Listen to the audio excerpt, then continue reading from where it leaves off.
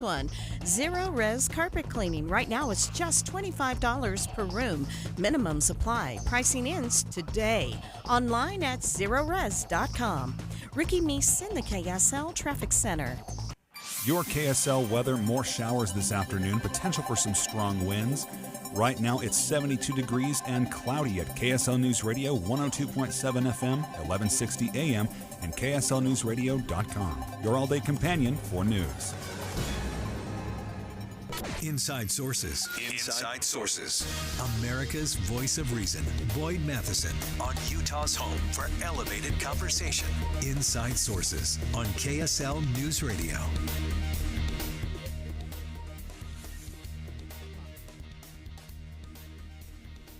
The headlines say a memo from a Ron DeSantis super PAC was leaked, drawing back the curtain on what the campaign debate strategy might be for tomorrow night in Milwaukee. Defend Trump, hammer Ramaswamy. But is the memo leaked, or is it a message being sent to Ron DeSantis? If so, from whom? Let's begin. Think you know the news of the day? Think again with Boyd Matheson on KSL News Radio. Well, all eyes are turning towards Milwaukee and the debate, the first of the Republican debates and the pursuit of becoming the nominee for president for the Republican side. And a lot of headlines, a lot of chatter over the last 24 hours about this, quote, leaked document talking about the campaign strategy for Ron DeSantis. And here's what you need to know. This was a message sent, not a memo leaked. And let me explain that. So you have, especially in today's presidential politics, you have these super PACs, which is where a lot of the big money donors go. It's a way to really fund the campaign outside of the usual campaign apparatus. But under the rules, the super PAC cannot talk directly to the campaign or the candidate. So often what they try to do is to talk in other places to get messages across. Now, this is important. These super PACs have big dollar donors. They're putting in mega amounts of money to get behind a candidate and hopefully propel that candidate into office. We have talked about the struggles of the Ron DeSantis campaign since it stumbled out of the gate with a very shaky performance on social media as they tried to get things launched. And we know that the governor of Florida has struggled on a host of fronts, including just connecting with voters in Iowa, New Hampshire, and South Carolina. So tomorrow's debate is very important for Ron DeSantis. It is especially important to those big donors who are funding the Ron DeSantis super PAC. So this memo, again, quote, leaked memo, is not a leaked memo at all. This is a direct message to Ron DeSantis saying, we don't like the way your campaign is going. We aren't confident in the messages you're deploying, and we think you need to change. And, of course, the inference is, and if not, our money will find another candidate to back. That's kind of how the game is played.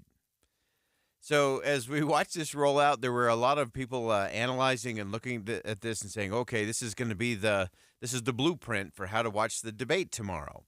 And it's not. I don't think you'll see Governor DeSantis really deploy much of anything that was in the leaked memo. And when I say leaked, it was posted on their webpage. It was an obscure part of their webpage, but it was posted on their webpage. So it was clearly there for all the world to see. In particular, it was there for the campaign and for Ron DeSantis to see very, very clearly. So I don't think we're going to learn much in terms of what was in that memo because I don't think Ron DeSantis is going to be going by paint by numbers when he steps onto the debate stage tomorrow night. And we'll break down all of the ins and outs and what the candidates need to do, what they're going to attempt to do as they take the stage tomorrow. Of course, the biggest elephant in the room being that the biggest elephant is not in the room in the former president who's chosen to skip the debates. He will sit down for an interview with another media organization. Then, of course, he'll be in Georgia on Thursday, the day after the debate, where he has some legal proceedings he needs to attend to. Now, as it relates to the messages coming out of this super PAC, here's a little subtlety that you also might have missed underneath the headline. And it's really important as the campaigns shuffle, and Ron DeSantis has been doing a lot of shuffling. Remember, he laid off about a third of his campaign staff. He's reorganized at the top. And one top official, David Polyansky, and I know David. David worked on the Ted Cruz presidential campaign back in 2016. He knows his way around, and he was actually part of this super PAC. Now, he left recently the super PAC to join the Ron DeSantis campaign team. So clearly, this is an opportunity for David Polyansky and company to change the contours of the campaign, to change the messaging of the campaign. And so this is all part of that strategy to say, okay, we've got to really shake this up because this is an important moment for the campaign to send a different message. Because the fear in any campaign, and currently in the DeSantis campaign most acutely, is that you're always trying to buy two things, money and time. And the money buys you more time. You need time to be able to get your message out. You need time to be able to get boots on the ground. You need time to be able to organize in Iowa, New Hampshire, South Carolina, Nevada, and so on. And so this is a really crucial juncture for the DeSantis campaign. They had a boatload of money going in, and they were burning through it at a very, very high rate with very little to show for it, other than some pretty slick ads, some big events, but nothing in terms of the structure and organization that is required to win a nomination and ultimately to win the presidency. So the challenge on the time and money space for the DeSantis campaign is clearly those big money donors to the super PAC are looking elsewhere. They're looking at, well, maybe DeSantis is not the guy. And so we might want to invest our money in a different candidate or in a different super PAC, as the case might be. And so that puts an added amount of pressure on Ron DeSantis to perform incredibly well in Milwaukee. Because if he doesn't have a good night, not saying he has to dominate, not saying he has to have a capture lightning in a bottle moment by any means, but he does have to have a very strong night. Otherwise, some of those big dollar donors are going to say, you had your chance, you had a whole bunch of money, you had momentum, and you squandered it. And we're going to go take our money and play it somewhere else. So big stakes tomorrow for the DeSantis campaign. And the script, to me, begins and ends with his ability to connect with the American people.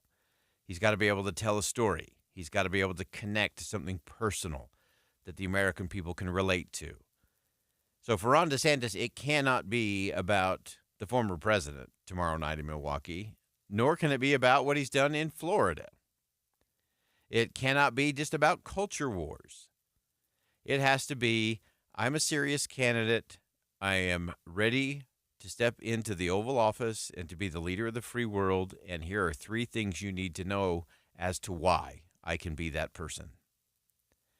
And if Ron DeSantis doesn't do that tomorrow night, then I think you're going to see some of that money is going to get pulled off the table, and it will start funneling towards other candidates, which will give them an opportunity. We know some of that money is already being pulled from DeSantis land and being funneled towards places like the Senator Tim Scott campaign, who's had a nice little bump and a nice little boost. We'll talk a little later on today or tomorrow about Tim Scott and what he needs to do on the debate stage, as well as the others who are participating in the debates. But as is always the case, what we often think is the headline is really a distraction or some sensation or some intrigue or some clickbait, which is why we always start this show with the fact that we have to think again. And so rather than wringing our hands and prognosticating based on a, quote, leaked memo about a strategy for Mr. DeSantis to follow at the debate tomorrow, what you really have to look at is underneath that it was really not a leaked memo. It was a very intentional message being sent to Governor DeSantis and his campaign team that things have got to change or things are going to change in terms of that flow of money, which will then inhibit his ability to have time to get the message out, time to get organized, time to get everything done. And so that's why we look at underneath the headlines every day here on Inside Sources. It's not just the headlines, it's what's underneath it. There's a lot to unpack. There's a lot to look at as we roll into Milwaukee, Wisconsin, and the first of the Republican debates. We also are hearing a lot of chatter around President Biden not wanting to debate, even when he gets to a final head-to-head competition next summer. We'll look at all of that and all of the things beyond the headlines as it relates to presidential politics. Stay with us on Inside Sources.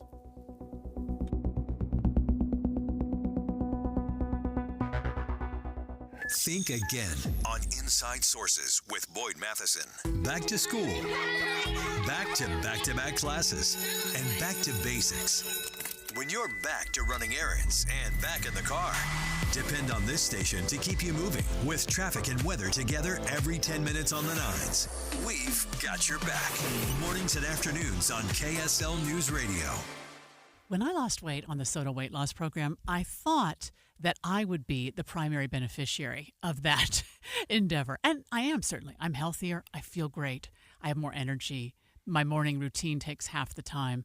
But you know what I'm thinking about right now, Tim, is the benefit to my family. My children, I am convinced, eat healthier because I do. And now I don't pig out anymore. I don't suggest that we go get ice cream at 11 o'clock at night on a weekend. I eat healthier and they eat what I eat. Well, some of those crutch snack foods aren't on the shelf anymore in the pantry. My daughter discovered the exact same thing. Amber lost 42 pounds. And here's the thing. Every week, as you watch and you go through this journey, they will make tweaks. If you're losing too much, they'll add something in. If you're gaining a couple of pounds, they'll take something out.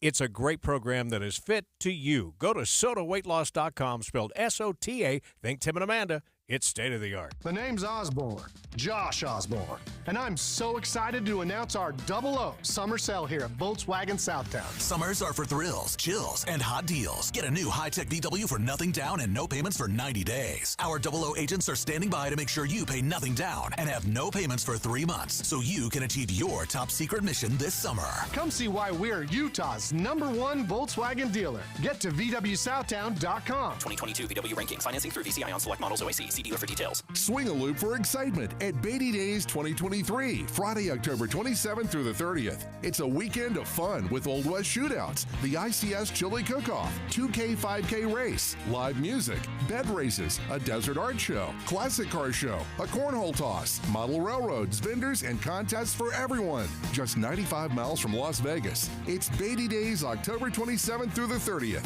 Discover the Old West at its best. Visit BeattyNevada.org.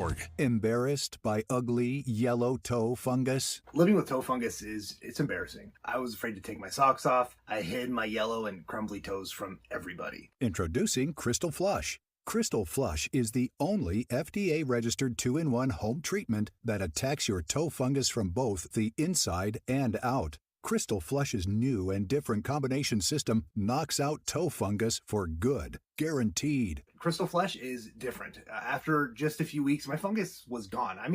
100% disappeared. Crystal Flush was the only thing that ever worked. So if you're skeptical because you tried a bunch of other stuff, Crystal Flush is different. This is a game changer. Crystal Flush is now available without a prescription, but it is not available in stores. Get your risk-free supply today. Go to crystalflush.com. That's CRYSTAL flush.com. Stop being embarrassed by ugly yellow toenails. Go to crystalflush.com or call 800-204-4484.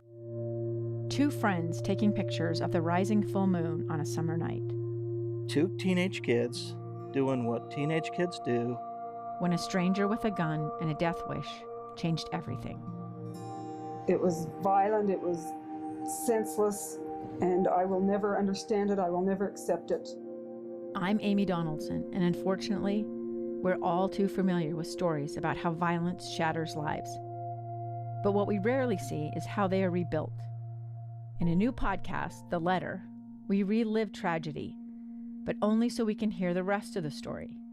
The struggle to reclaim lives, the realities of grief, and the possibilities of forgiveness. I believe in miracles. Sometimes I thought, there are no miracles. Yeah, there are, and this is a big one. Follow The Letter at theletterpodcast.com or wherever you get your podcasts. Dave and Dujanovic. I hope our listeners take away lots of information, but also a new way of looking at a topic. Ideas, their thoughts, the things they thought they knew. I hope that gets challenged when they listen to us. I've had listeners stop me at the grocery store and ask me, what is your show about? And I'll tell them our show is anything from politics to your pocketbook. Listen for Dave and Dujanovic 9 to noon on KSL News Radio. Join KSL in the Movie Show this Friday from 9 to noon at the Salt Lake NPS store at 1600 Empire Road, npsstore.com. With the three things you need to know this hour, I'm Dale Spalding. First, former President Donald Trump is expected to turn himself in later this week to Georgia authorities, following a set of meetings with Fulton County prosecutors. Second, a close call for St. George City Crews when a car crashed into their trucks. Police say city crews were working on repairing a water break when a car ran through multiple road closed signs and barrels. Third, Mario is getting a new voice actor in the Nintendo games as the current actor steps away from the role to become a global ambassador for the brand. Right now it's 72 and cloudy in Salt Lake City. Back to Inside Sources on KSL News Radio. Get deeper insights on the news from Inside Sources. Once again, the state of Texas and the Justice Department are having a little bit of a battle over our southern border.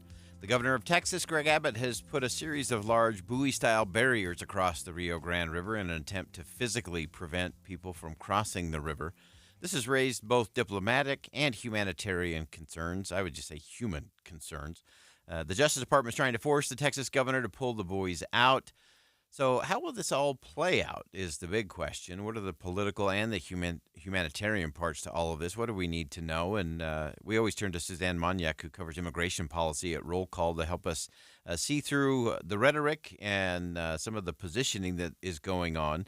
And Suzanne, welcome back to the show. Thanks for having me on. So we know today that in Texas, a judge will hear arguments about this case. Give us the lay of the land. Yes, the hearing was actually this morning in a federal court in Texas over a lawsuit filed by the Biden administration against the state of Texas regarding, as you mentioned, a floating barrier of buoys that the Texas state authorities had set up in the Rio Grande as part of their operation to essentially dispatch state officers to enforce federal immigration laws. The Justice Department had argued that this buoy was an unauthorized structure and waters in violation of federal river protection laws. And Texas is arguing that they need this buoy to protect themselves from unauthorized migration over the border. And so as you look at that, and this is not just a bunch of buoys, this is much more than that, barbed wire and razor wire and so on as part of that, clearly presenting a potential catastrophe to those who are trying to move across. Give us some of the contours, if you can, Suzanne, in terms of the arguments, both from the federal government side, from the department side, and then also from the state of Texas and the governor's position. There's a lot of interesting implications of this case because, of course, as you mentioned, the floating barrier is one of several structures that Texas has put up in an effort to kind of create a border barrier after the Biden administration, rescinded the Trump-era border wall directive. But what's interesting about it is that it doesn't just implicate, the river protection laws that the Justice Department is, arguing in their lawsuit makes it illegal, but it also has some interesting diplomatic diplomatic concerns raised as well. Namely, the fact that the majority of this barrier, which is almost 1,000 feet, was actually located in Mexico. And the Justice Department has argued that, this is a problem for diplomatic relations between the U.S. and Mexico.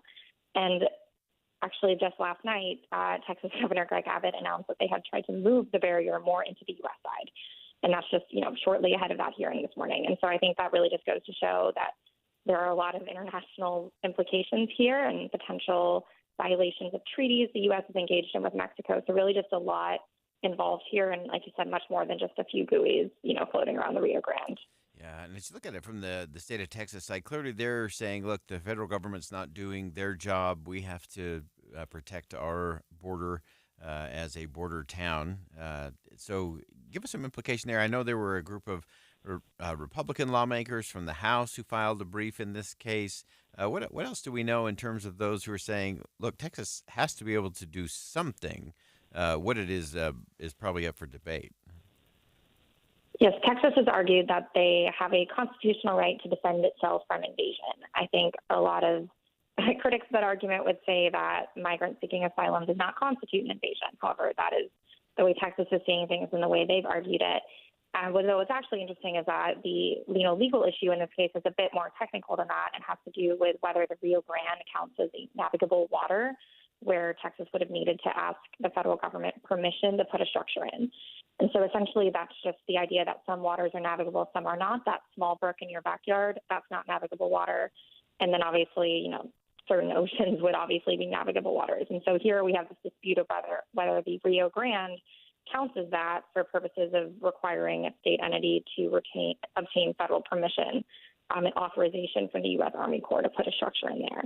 The brief you mentioned from the Republican lawmakers actually related to that more technical argument, where they have raised some concerns that the court could potentially adopt too broad of an interpretation of navigable waters that could potentially put smaller bodies of water, throughout the country inside of that definition. So that's a little bit more of a technical issue, but that's actually what the Republican state lawmakers filed a brief to weigh in on. Though, to be sure, a number of congressional Republicans have raised a lot of concerns about the Biden administration's border security policies, and from a political standpoint have been supportive of some of Texas's efforts to do its own thing in that regard. Yeah, there are so many interesting components to all of this. The navigable waterways, we've actually dealt with some of those just from a overarching standpoint. We've seen some of that here in the state of Utah in terms of some, historic dry creeks that are technically navigable waterways. If it, rains every 1,000 years, then it is navigable. But up until then, can you still build on it? What can be done? And so there are so many interesting nuances. We'll save that debate for another day. So let's look at it. I want to go back to something you mentioned earlier as it relates to the international treaty component to this, the international relations. And clearly Mexico's not happy about these, and even the positioning being adjusted back and forth. Anything else you're keeping your eye on in terms of how this is impacting the relationship, the diplomatic efforts between the U.S. and Mexico? Well, certainly some of the humanitarian concerns with the barrier have been that people who might be trying to cross the Rio Grande, swim across to make it to the U.S. to seek protection, could be caught up in the floating barrier and potentially drowned. And there has already been a body that was found tragically in the barrier. And so if we were to have a situation in which a lot of, maybe Mexican citizens are finding themselves being killed by drowning as a result of this barrier, I think that could create a diplomatic incident in of itself. And of course, if we're, the United States is building a structure on Mexico's land, then we're, stepping into some tricky territory with a number of treaties we've reached with Mexico regarding where our borders are and how to handle water in between. So just a lot of very, tricky issues here, which is part of the, Justice Department's basis for wanting to get involved, that they feel that they should have, had the opportunity to take a close look at this structure because of all of the issues implicated. Yeah, clearly a host of things all the way to the humanitarian front, and those who are legitimately trying to get across for asylum purposes, humanitarian purposes. So many nuanced elements to that as well. So give us just in our final minute here a look in terms of now that the hearing took place this morning, what comes next and what's likely to happen in the days ahead? This was a preliminary injunction request, which is an order that would be issued during earlier phases of litigation, essentially, where the Justice Department is asking the judge to order Texas to take down this floating barrier. Typically, with preliminary injunction requests, we see decisions a bit more on the sooner side because this is more a request for temporary relief while litigation continues. So while I was not at the hearing in Texas, generally with a case like this, we might see a ruling in the next few weeks. So, of course, you can never fully predict the courts. Yeah, that is a true statement. You can never predict the courts these days. Sadly, there was kind of an equation to all of that. Now it's getting a little more complicated. Suzanne Moniak covers immigration policy at rollcall.com. Always has fantastic insight, perspective, and writing there. And Suzanne, thanks for joining us today. And we'll continue to watch this one closely. I am hopeful this will be something that will move in the next few days or weeks as opposed to being drug out over a longer period of time. So thanks again for the update and for the perspective as always. Great chatting with you. All right. So interesting to look at how all of that plays out down at the southern border. And again, this is Texas kind of taking things into their own hands, saying that the federal government has failed to help protect their border. So Texas has the right to do that. They've constructed these temporary buoys, and they really are structures, and so that goes into navigable waterways. I know you weren't thinking about that this morning. It also looks at the sovereign territory. Some of these have drifted onto the Mexico side of the border, so that becomes an international diplomatic issue as well. You have the humanitarian component to all of this, as these buoys often have barbed wire, razor wire, and so on underneath them to prevent people from coming across. And so it's one more very complicated thing where the federal government needs to do the job, do it properly. Otherwise, we end up with states protecting themselves in their own interests, and then we end up in the courts with a battle between the federal government and the state. That's not the way it's supposed to be done. All right, we'll step aside for some bottom of the hour news. More Inside Sources coming up next on KSL News Radio. Stick around.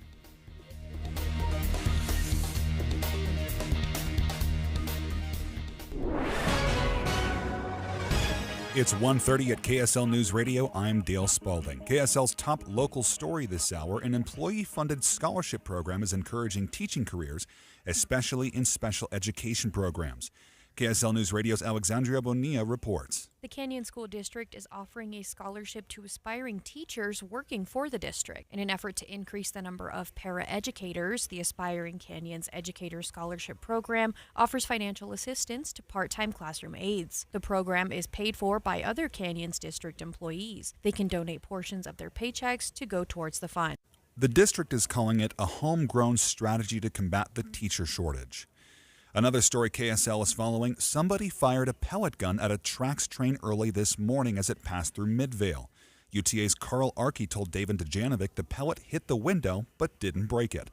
A passenger called dispatch. It was heard by one of our riders, and that rider gave our dispatchers a call. It always says, if you see something, say something, call this number. Well, they called that number. Arkey says nobody's been arrested yet, but the case is under investigation. Your money at this moment: the Dow down 165 points. Coming up, your KSL News weather is next. KSL News Time, 1:31.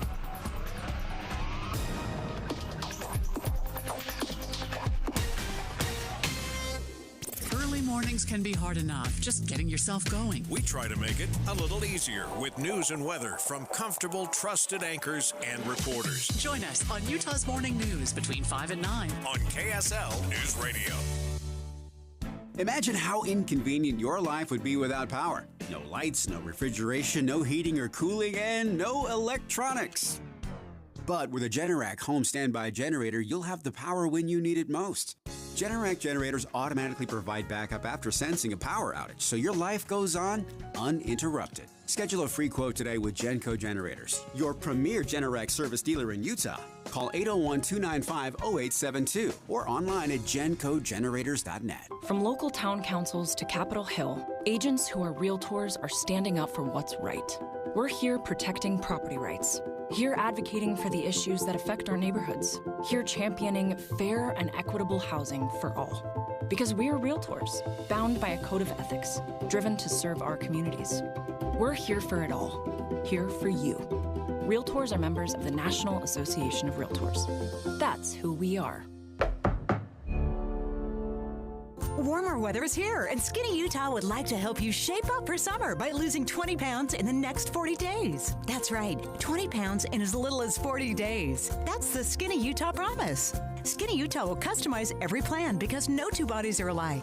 Their proven program is 100% natural. There are never any prepackaged meals or shakes to buy, and they never use dangerous drugs or hormones. Skinny Utah will teach you how to eat real food you buy at the store. Take the first step to a healthier new you and schedule your free weight loss strategy session at skinnyutah.com. A $300 value, absolutely free.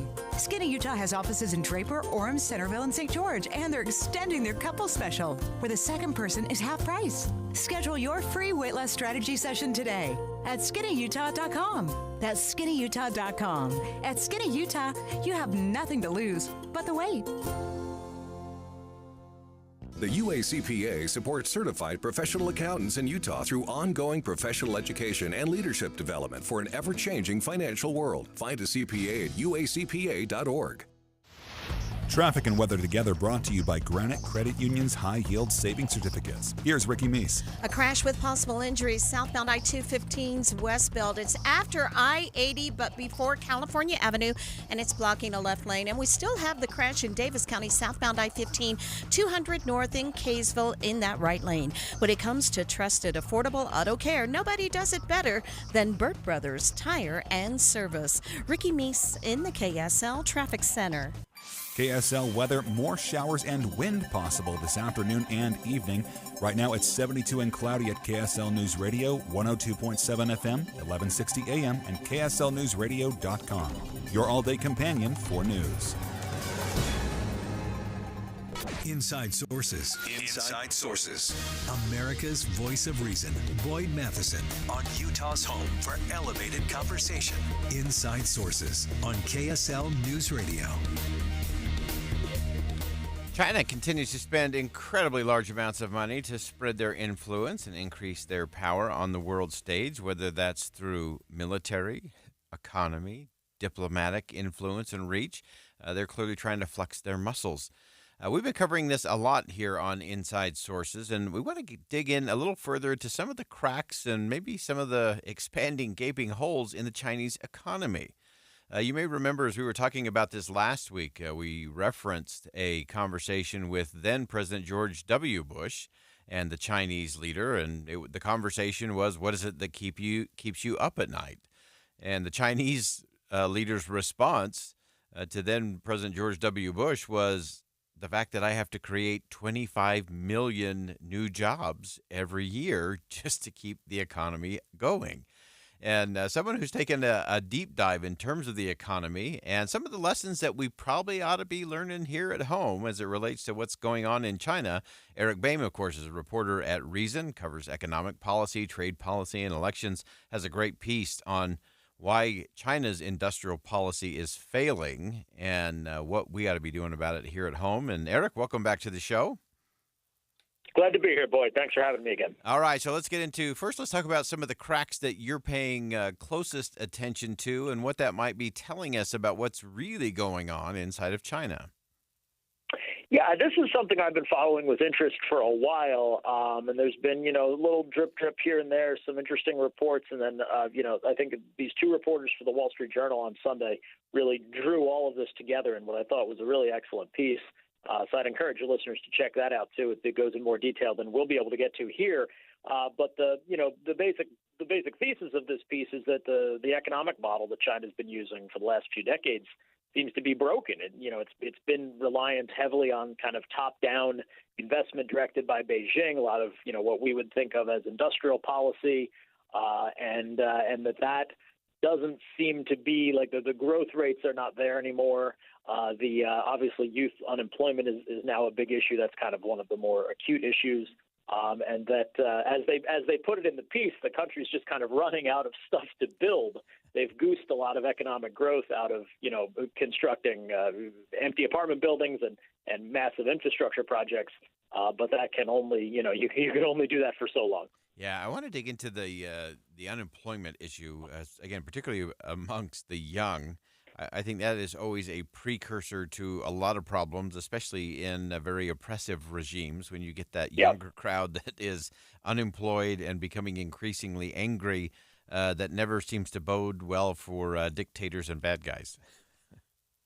Yeah, that would be the historical trend. I mean, I certainly wouldn't want to forecast anything about what happens in China, and I'm not like there on the ground or anything like that to give that perspective necessarily. But I do think it's interesting to see what the government decided to do. I guess this was last week. They announced that they're just going to stop publishing the youth unemployment data because it's become too embarrassing.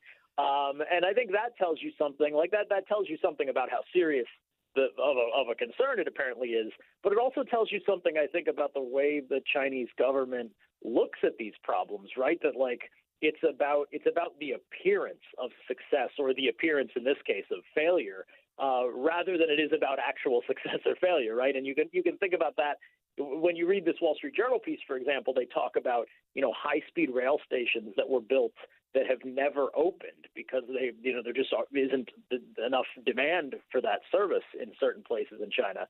Airports that have been built, massive airports that have been built in rural, very poor parts of the country that are just unused. And again, it's the same sort of thing. It's the appearance of success, the appearance of modernity, but maybe not without the actual, the nuts and bolts of success, which in an economy really does. It requires letting people, pursue their own economic ends and their own needs, even if that's different from what the government thinks they might be. Yeah, it may be the modern day version of the Potemkin village that they look nice and shiny. And I do think it's interesting too when you mentioned that they're just not reporting the unemployment rate for the 16 to 28-year-olds. This all leads me to this idea of preview of coming attraction. We've done something similar in the United States that, we've taken the inflation numbers and then we turned it into core inflation because, we didn't want to count everything. And now we have super core inflation, which basically doesn't measure anything. And so inflation looks really good. But it seems like China is kind of taking that same model when it comes to unemployment. But then take that one step further when it simply comes to the fact that they're having more old people retire and fewer people stepping into those jobs. To me, that's another area where China may be the preview of coming attraction here at home. And why are we not learning that lesson? Yeah, well, I think that is true. We definitely have some demographic issues in this country. But then I think you have to, when you look at what's going on in China, you have to, again, look at how this sort of top-down economic planning model that they've got has really failed them here on demographics too, right? Because so much of the crisis that they're facing in terms of population and the aging of the population and the fewer young people is a result of the one-child policy, which they've now done away with, but of course was in place for an entire generation. And so you've got instead of having the sort of normal growth that you would need to continue to support a vibrant and very quickly growing economy, you've got this generation that they've stunted basically of their own population. And that is a failure of the Chinese government. Again, that comes from the top down. That's not the fault of the people of China. It's not the fault of the Chinese culture. It was an edict from the top that failed. And so I think you see that same trend kind of running through a lot of these things. These none of these things necessarily are on their own. You would say, oh, that's the end for China. There's the period of economic growth is over. Yeah. But it feels like there's an accumulation of factors here that I think people, academics and think tankers in the United States are starting to take notice of and say, well, just because we've seen this tremendous growth in China for the last 20 years, 30 years really, doesn't necessarily mean we're going to see that in the future. And in fact, there may be a decline coming. So I think it's just going to be an interesting shift in the way we think about the country that has become kind of the biggest rival to America economically.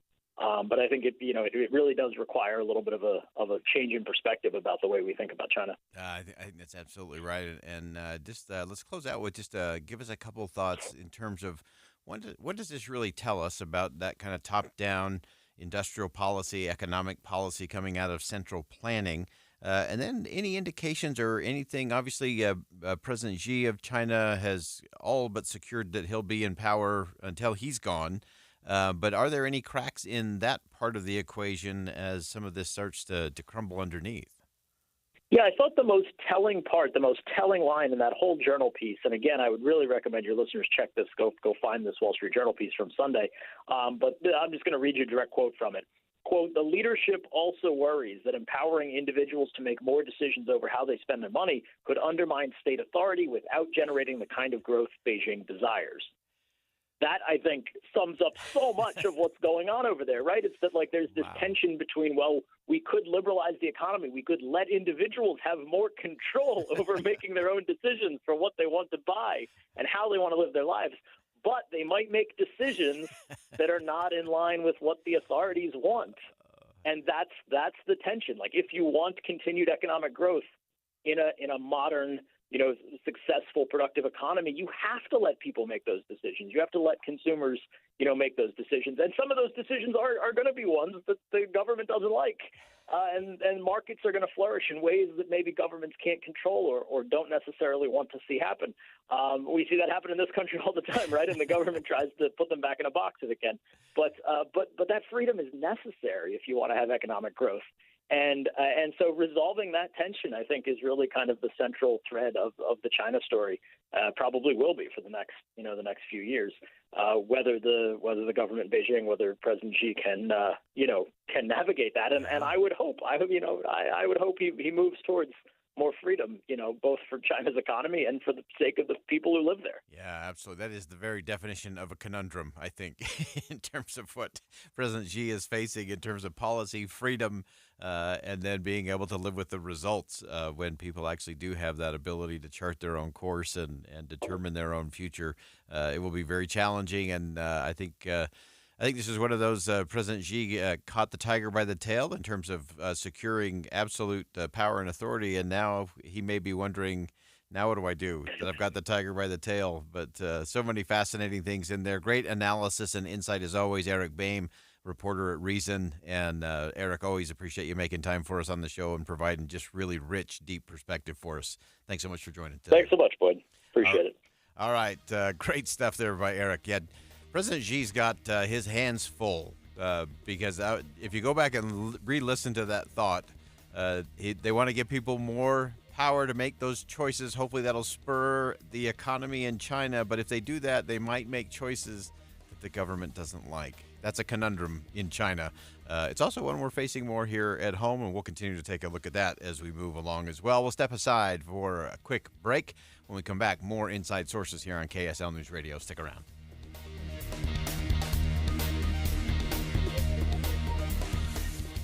When the day's almost done, Another day, another dollar. there's the drive home. Put Jeff Kaplan in the passenger seat. Hey, how's it going? Good, thanks. You're in my car. Yep, let me catch you up. Jeff has traffic and weather together every 10 minutes on the nines, breaking stories, and his signature minute of news. It's like Jeff's there just for you. This is a little awkward. Isn't it great? Jeff Kaplan's Afternoon News, 3 to 7 on KSL News Radio. Well, summertime is coming to an end. That means Labor Day is just around the corner, and the perfect place to celebrate Labor Day for you and your friends and your family, it's Ruth's Chris Steakhouse with two terrific locations. One is in the heart of downtown Salt Lake City. So whatever you're doing, movies, concerts, plays, you name it, make sure you dine at Ruth's Chris Steakhouse. And then, of course, up at Hotel Park City. It is gorgeous up there right now. And Hotel Park City was just awarded and ranked again as a top 25 hotel in the entire country, according to TripAdvisor. I want you to count on the best steak you have ever had, but not only steak, seafood and poultry perfectly prepared for your taste, and the side dishes and the desserts are beyond compare. Again, downtown Salt Lake City, 275 Southwest Temple and Hotel Park City, it's Ruth's Chris Steakhouse. Make your reservations for Labor Day. Let's cut to the chase. $25 per room for the best no residue carpet cleaning. Everyone loves Zero Res. The service is top-notch, the cleaning is amazing, and here's a price you're going to love too. Schedule today and you'll pay just $25 per room cleaned. Other companies will say they clean as good as Zero Res, but honestly, it's just not the same. Zero Res has patented technology to ensure you get the best cleaning possible. And yes, those patents mean that no one else is cleaning like this. Carpets, air ducts, tile, furniture, and more. Today only, they're cleaning the Wasatch Front for just $25 per room. Minimums and restrictions apply, but there are no maximums. Clean 5 rooms, 6 rooms, clean the whole house, just $25 per room. You don't have to clean today, but you do have to get on the schedule. $25 per room for carpets, and call for special pricing on air duct cleanings too. For more info, restrictions, and to schedule, visit ZeroRes.com. Schedule today at ZeroRes.com. Attention taxpayers, ready for some bad news? With $80 billion in new funding from Congress, the IRS has launched their most aggressive hiring campaign ever to ramp up enforcement. If you're ignoring your taxes, don't delay another minute because your paycheck, your bank account, even your home or business could already be at risk. Now, here's the good news. Optima Tax Relief, America's #1 tax relief firm, can get to work immediately, helping to protect you from the IRS. A+ rated by the Better Better Business Bureau, their tax attorneys and licensed professionals are experts at resolving tax problems. Let them help determine if you qualify for the Fresh Start Initiative or other powerful IRS tax assistance programs. Take control. Call Optima Tax Relief now for a free consultation. Call 800-343-6460. 800-343-6460. 800-343-6460. Optima Tax Relief. Some restrictions apply. For complete details, please visit OptimaTaxRelief.com. Any Hour Services can make sure your AC keeps you cool this summer. Whether you need a tune-up, repair, or just a second opinion about replacing it, call Any Hour Services or visit anyhourservices.com. Even before the pandemic, 1 in 5 American adults experience some form of mental illness, depression, suicide, prescription opioid misuse. Utah isn't immune to our share of challenges, but there is hope. We need to take action to keep our loved ones safe. That's why KSL has teamed with the University of Utah Huntsman Mental Health Institute to bring you hope and help you thrive. It's Healthy Mind Matters. Find out more at healthymindmatters.com. With the 3 things you need to know this hour, I'm Dale Spalding. First, 18 people have died in northern Greece because of wildfires. Officials say the forested area near the country's border with Turkey has been hit with wildfires for the past 4 days. Second, today's weather is not leftovers from Hurricane Hillary. The low tornado risk stretches along I-15 from Logan to Cedar City. Third, the Canyon School District has launched a scholarship to combat the teacher shortage. The scholarships are paid for by other employees who choose to donate portions of their paycheck to the fund.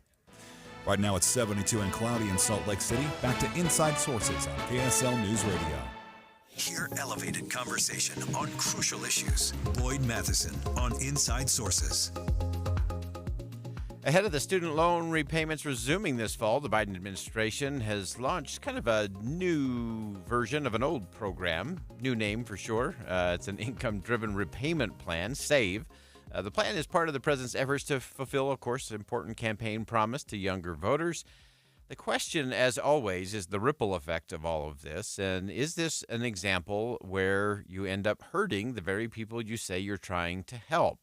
Preston Cooper is a senior fellow at the Foundation for Research on Equal Opportunity, where he studies the economics of higher education. And Preston, welcome to the show. Hey, thank you for having me back. So let's dive into this. So you always give us such good perspective when it comes to higher education. So first, let's just go through for our listeners who have been off on summer vacation. They're now back in school. They're now thinking about this.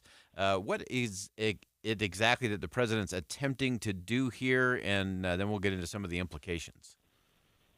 That's a great question. So this is what I like to refer as President Biden's quiet student loan cancellation initiative, in that it's gotten a lot less press than the one-time student loan forgiveness that the Supreme Court struck down earlier this summer. But it's probably going to be more consequential in the long run. So what President Biden is doing is he's taking something called an income-driven repayment plan, and this is a plan that allows you to repay your student loans as a share of your income. And he's essentially making it much more generous. So under the current version of income-driven repayment, you basically pay 10% of your income above about $20,000 per year, and until you've paid off the loan or until you've paid for 20 years, and then the rest gets forgiven. What President Biden is doing, though, is he's cutting that to just 5% of income of about $33,000 of earnings, and you can get forgiveness in as little as 10 years. So he's really slashing payments on these income-driven repayment plans. He's calling it the SAVE plan, and some people will not be paying at all. And so what we'll end up seeing is that people will be making much lower payments. Some people will not be paying at all, and a lot of people will have a lot of debt forgiven. Yeah, and so let's break that down just a little bit. And this is something that he's saying, hey, I can do this because this is already an existing program, right, in terms of paying as a percentage of your income. So he's just modifying an existing program. Seems to be the basis of the administration saying, hey, we can. The court has ruled that we can't do the other, but we're confident we can do this because it's already in the law.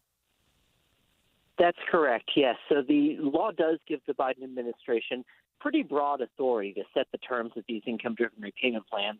I don't think anyone in Congress, when this law was actually written, really expected them to go this far. Right. But the law does say what the law says. And so the legal route to successfully challenging this is probably a lot narrower than it was to challenging the one-time student loan forgiveness. And as the administration announced today, some of the provisions of this new ultra-generous income-driven repayment plan are going to take effect. So the route to rolling them back, I'd say, is pretty narrow, and so we probably should be looking ahead to what the consequences of this will be. Yeah, and I think you just came up with the title for it. It should actually be the ultra generous. Exactly. Now let's get into the ramifications of all of this. Of course, there is a cost to this, and I think you alluded to the fact that this may be much more expensive than the original plan the president went after. So touch on that for us a little bit, and then I want to get into what's the real downstream implication in terms of the cost of higher education, and how is it that this might hurt some of those the president says he's trying to help? That's a great question. So the Congressional Budget Office, which is the official nonpartisan scorekeeper for the U.S. Congress, thinks that this income-driven repayment plan is going to cost about $276 billion over 10 years. Independent analysts, though, think it might cost as much as $500 billion if you make more realistic assumptions about how many people are actually going to use this plan, because a lot of borrowers are probably going to say, hey, there's this new ultra-generous plan out there. Maybe we should use it instead of just paying back our loans the regular way. And so depending on your assumptions, you can come up with a very wide range of cost estimates, potentially as high as $500 billion over 10 years, and that's just 10 years. And you can imagine also that this will increase borrowing, because a lot of students will say, you know, if my loans are going to get forgiven under this new income-driven repayment plan, I might as well borrow more. And colleges will say, well, if students are willing to borrow more, maybe we should charge more. Maybe we should raise tuition in order to rake in more revenue from the federal government. So there's all sorts of downstream ramifications of this plan, and I think it's going to end up being a lot more costly and a lot more significant than folks are really saying right now.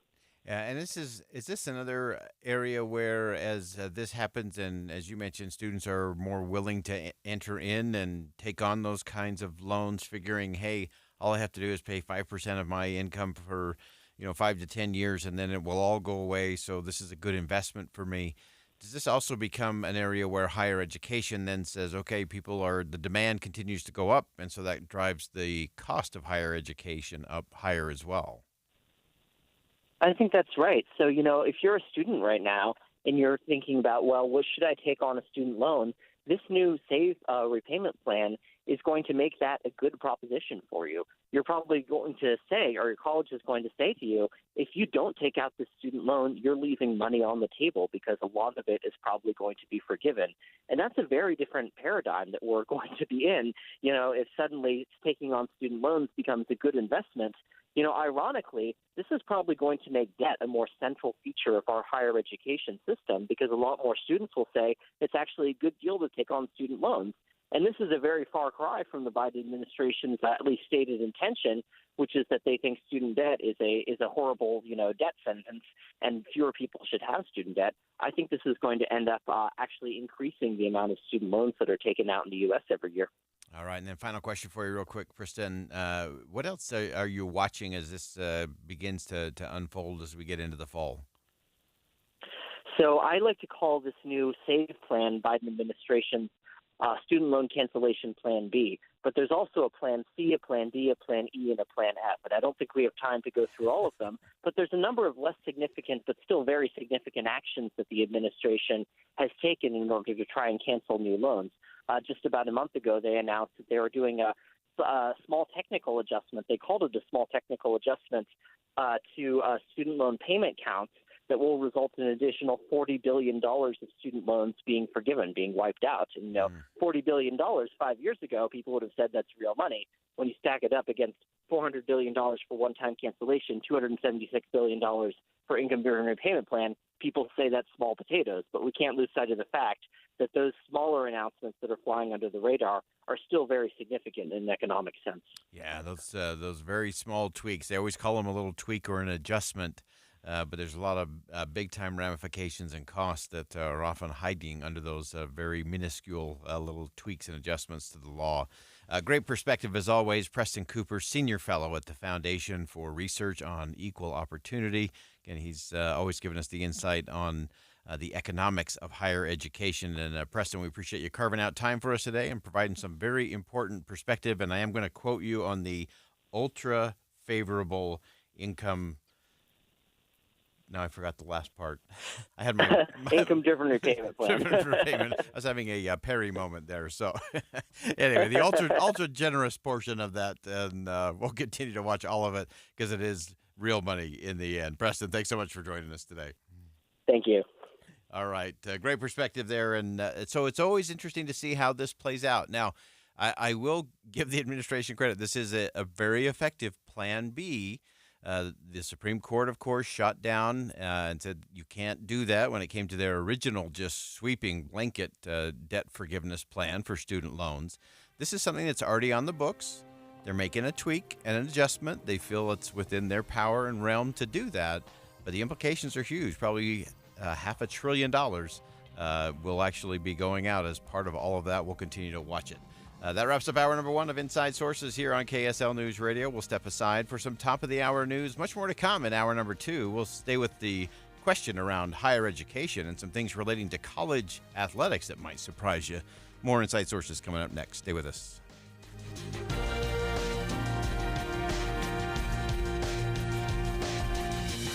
KSL FM Midvale, KSL Salt Lake City. Listen on the KSL News Radio app and in your car at 102.7 FM. KSL News Radio, your all-day companion for news. It's 2 o'clock at KSL News Radio. I'm Dale Spalding. KSL's top story this hour comes from ABC News.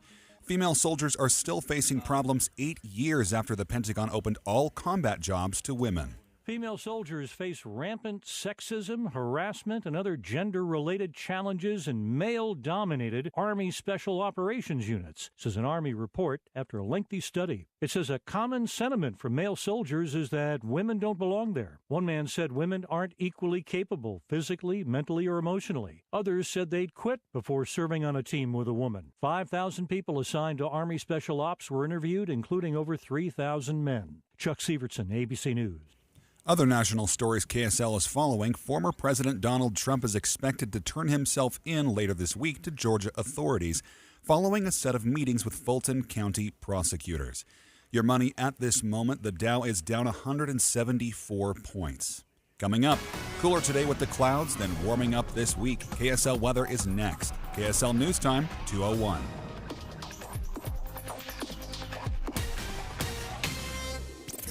You need to hear in the morning to feel ready for the day. Important news that happened overnight, the traffic you'll hit on the roads. You'll be ready for your day with us. Join Utah's Morning News 5 to 9 on KSL News Radio. Have you Googled yourself lately? Are there negative posts from an ex-employee or from a former client? Maybe an outdated news article or sensitive personal information about your family? Search engines don't always get it right. For right or wrong, it's your reputation on the line. That's where Reputation Defender by Norton comes in. One of the most trusted names in online reputation repair, Reputation Defender has been fixing people's search results for over 15 years. Their cutting-edge approaches help you to wipe away unwanted information in your search results. They also promote the good stuff so that it rises to the top, helping you put your best foot forward. Your good name is too valuable to leave to the whims of a Google algorithm. Take control with Reputation Defender. You can start by getting your free reputation report card at reputationdefender.com or call 800-401-6681 to speak to an expert. That's 800-401-6681. At Fisher Investments, we do things differently, and other money managers don't understand why. Because our way works great for us. But it may not work for your clients. That's why Fisher Investments is a fiduciary, obligated to put clients first. It's the highest standard for a financial advisor. So, what do you provide? Cookie-cutter portfolios like the rest of us? No cookie-cutter portfolios here. Fisher Investments tailors portfolios to meet each client's goals and needs. But you do sell investments that earn you high commissions, right? And make commissions when you make trades for your clients? No, Fisher Investments doesn't sell any commission investment products, and we never earn commissions on trades. So what's in it for you? Fisher Investments fees are structured so we do better when our clients do better. When it comes to helping clients achieve a comfortable retirement, we're clearly different. Visit FisherInvestments.com to find out why investors like you switch to us. Fisher Investments, clearly different money management. Investments in securities involve the risk of loss. Jeff Kaplan. I'm energized by breaking news. First of all, because it's right now, and second of all, because in many cases the audience needs to know. There's no more important service that we can provide, and I find it critically important to get more details to the audience as quickly as possible. There's nothing more energizing than that for me. Not at all. The most important thing we do is breaking news. Jeff Kaplan's Afternoon News, 3 to 7 on KSL News Radio. Traffic and weather together, brought to you by Granite Credit Union's High Yield Savings Certificates. Here's Ricky Meese. Wet roads wreaking havoc with drivers. We have a nasty crash involving multiple vehicles and potential injuries. This is eastbound I-215 southbound. As you're approaching I-215's westbound, right now a right lane is blocked, and we're still waiting for more emergency crews on the scene. We have the final cleanup of the crash southbound I-215's westbound prior to California Avenue. Even though all lanes are now open, we've had busy traffic that lingers back to I-80. With over 30-plus specialties and multiple locations across Utah, Revere has you covered for all your health needs. Revere Health, your partner in health, your partner for life. Online at reverehealth.com. Ricky Meese in the KSL Traffic Center. KSL weather, more showers and wind this afternoon and evening. Right now it's 71 and rain at KSL News Radio, 102.7 FM, 1160 AM, and KSLNewsRadio.com. Your all-day companion for news. Inside Sources. Inside Sources. America's voice of reason. Boyd Matheson on Utah's home for elevated conversation. Inside Sources on KSL News Radio. Well, we can often click through the headlines very quickly. Most people can rattle off that when crafting our nation's founding documents, the Declaration of Independence, the Constitution, the Federalist Papers, our founders were constantly trying to balance the powers of government so that no one branch was able to wield power unchecked. That was part of the design, not the flaw. But the question underneath that is the important one for me today, and that is, how much does that same principle extend to we the people? What powers do we as citizens have? Where do we need checks on wielding that power for the good of the nation as a whole? Let's begin. Think you know the news of the day? Think again with Boyd Matheson on KSL News Radio. Well, as I was going through my reads this morning, one that just jumped out and caught me by the lapels, a brilliant piece by Kevin Williamson, national correspondent for the Dispatch. We always turn to the Dispatch for some good analysis and some deeper thinking about things that really matter. And Kevin had a beautiful piece so simply labeled, Curb Your Enthusiasm. And Kevin joins us on the line now. Kevin, thanks for jumping on with us today. Hey, my pleasure. How you doing? This is a brilliant piece. It got me thinking in about 27 different ways. But for our listeners, give us the baseline first in terms of what do you mean when you say it's time for us to curb our enthusiasm? Well, if you go back to the founding era and you read the actual documents and the letters, particularly I'm thinking of John Adams here, you will notice that the founders often use the word democracy in a really pejorative way. Now, they meant something slightly different from what we mean by that when they were talking about it, but they often wrote about what they called the democratic passions or democratic enthusiasms. And this was the idea that people, particularly in crowds, tend to get carried away sometimes. It's easy for demagogues to mislead people or to get them, all up in arms for one reason or another, and our government contains all sorts of really anti-democratic measures that are there to keep that kind of thing in check. And we often have trouble talking about that because from the 20th century on, we kind of trained ourselves to think of the word democracy as just meaning good things instead of just meaning majority rule. And, of course, majorities can support all sorts of terrible things. If you'd taken a poll on slavery before the Civil War, a large majority would have supported keeping it. Majorities aren't always right. And so we've got all these wonderful anti-democratic features in our Constitution and our government. I often describe the Bill of Rights as the big list of things you idiots don't get to vote on. And I think that's a useful way of thinking. I mean, we're all sort of idiots sometimes when it comes to politics. But there are some things that are settled in a constitutional system. So we're going to have freedom of speech. We're going to have freedom of religion. And if 97% of the people don't like it, well, tough. And if 99% of the people don't like it, tough. If 100% of the people don't like it, I mean, there are ways to amend the Constitution. It's very difficult to do for good reason. But, we use this kind of silly rhetoric of capital W, we the people. Yeah. And as though if, 50% plus one of the population want something, that makes it a good thing, and it doesn't. One of the reasons we're in such a terrible fiscal situation is because we spend too much time listening to the people who want lots of spending, low taxes, and balanced budgets.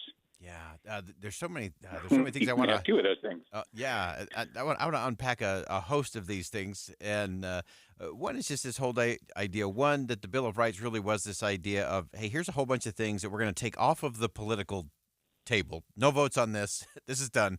So let's not be debating that. You also talked about the fact that often our politics now and our politicians or those in office have been focused more on being a reflection of the grievance or the current state of the people as opposed to good governing.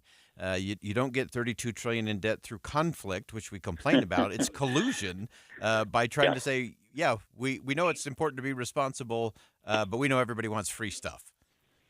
Yeah, there are two very different ways of thinking about representative government. And the conservative way, going back to Burke, who really articulated this way back when, is that elected representatives aren't just there to be, could we call them listless vessels of the of the will of their electors? They're there to bring their intelligence, their prudence, their wisdom, their insight, their leadership to these things, and we select them for those qualities, not just to do whatever we tell them to do, whatever 50% plus one of the population wants at any given time. So there are times when leaders have to exercise leadership rather than followership. Yeah. And sometimes that means doing things that people don't like. So, for instance, I obsess about our budget and our fiscal situation a lot. And in the long term, the reforms that we're going to have to do to make ourselves solvent and to keep us on a more sustainable fiscal footing are going to require cuts to programs that people like and increases in taxes that people don't want to pay.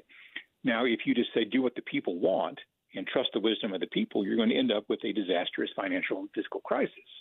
If you do the right thing, the people are going to be mad at you in the short term. Yeah. But in the long term, it's better for them if they don't have to go through some horrible economic catastrophe. But also because we're the world's biggest economy, it takes down the rest of the world with us. Yeah. I want to get to a line from your piece on the Dispatch today that is just, I think we should shout it from the rooftops and blare it across the planet. And that is, constitutionalism is a hedge against democracy, against the horrifying things that the people will do when you give them political power without checks and accountability. Dig into that for us. Yeah.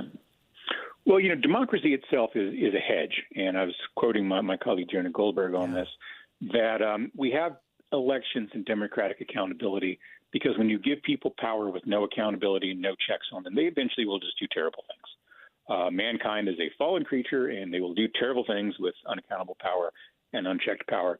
So the people are the first kind of hedge. But if you've ever been in, finance, you know that you need a hedge on your hedge sometimes. Yeah.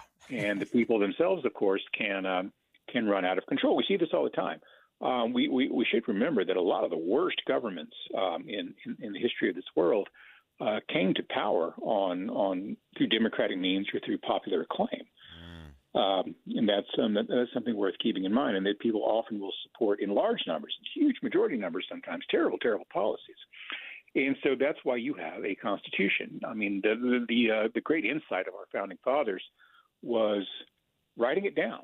The English sort of had a constitution, but it was kind of this tradition, whereas they said, look, we're literate, educated people. We're trying to put together a government for people that we hope will be literate and educated. Why don't we write this stuff down? Why don't we make it permanent, put it in a document that can be changed if there's something that really needs to be changed over time, and we've done that a number of times over the course of our history. But let's fix these rules in place, and let's tell the people, yes, you have the power to say who your representatives are going to be, to vote them out of office if they do a bad job, but you don't have absolute power. You don't have unchecked power. Nobody does.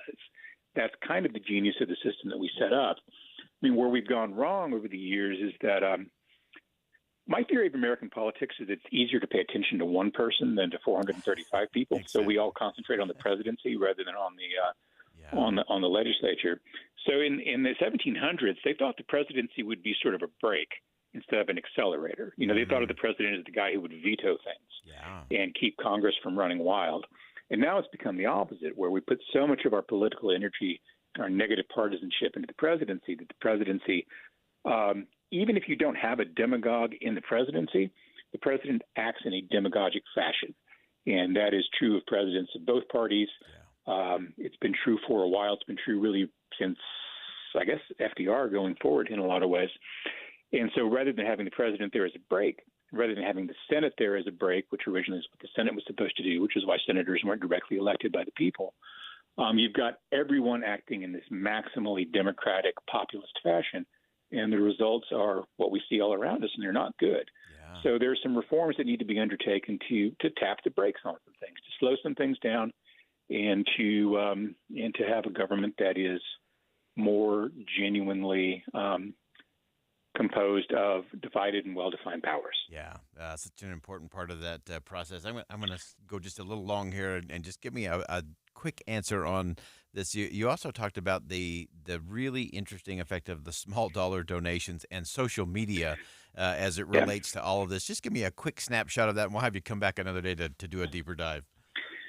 Yeah, often because we think of the word democratic as meaning good, and we think of participation as just being good in and of itself, we have unrealistic expectations about what things will accomplish. So when we first started getting, the technological means on the internet to have small dollar donations, everyone kind of thought that would have the effect of making political campaigns and parties more responsive to people. So it wouldn't be beholden to these few big special interests who can write a lot of checks. But in reality, what that means is the most extreme, attention-getting, idiotic thing you can do to get yourself viral for 10 minutes on social media is the most effective way to raise money. And these giant crowds of people running around on Twitter saying, okay, I'll give you $20 because you pushed my rage button, are actually less responsible than these Chamber of Commerce guys we all hated over the years and all these special interest groups that we learned to criticize over the years. Those guys have self-interest, and there are reasons to be skeptical of them. But these kind of, stampeding herds of independent thinkers are, if anything, even more destructive and irresponsible. Yeah. So social media is kind of the cultural commentary version of that. Small dollar donations is the financial version of it. But it's the same thing. It's, it's the politics of stampede. Yeah. The stampede of independent thinkers. Brilliant. Kevin Williamson, national correspondent for the Dispatch. This is a piece everybody ought to read today called Curb Your Enthusiasm. It'll make you think and rethink about a whole host of things. And we are so grateful to have Kevin on the show. Kevin, thanks for joining us. Thanks. Anytime. Again, that's Kevin Williamson. That's worth a deep dive read for you today. Some important things to think about in terms of that, what democracy really is and why we have a constitutional republic and why we need to have those checks and balances, not just in our government, but we also need to make sure we're checking ourselves as well.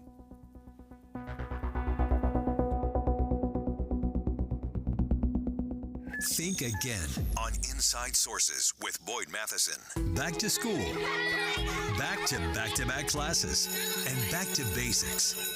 When you're back to running errands and back in the car, depend on this station to keep you moving with traffic and weather together every 10 minutes on the nines. We've got your back. Mornings and afternoons on KSL News Radio.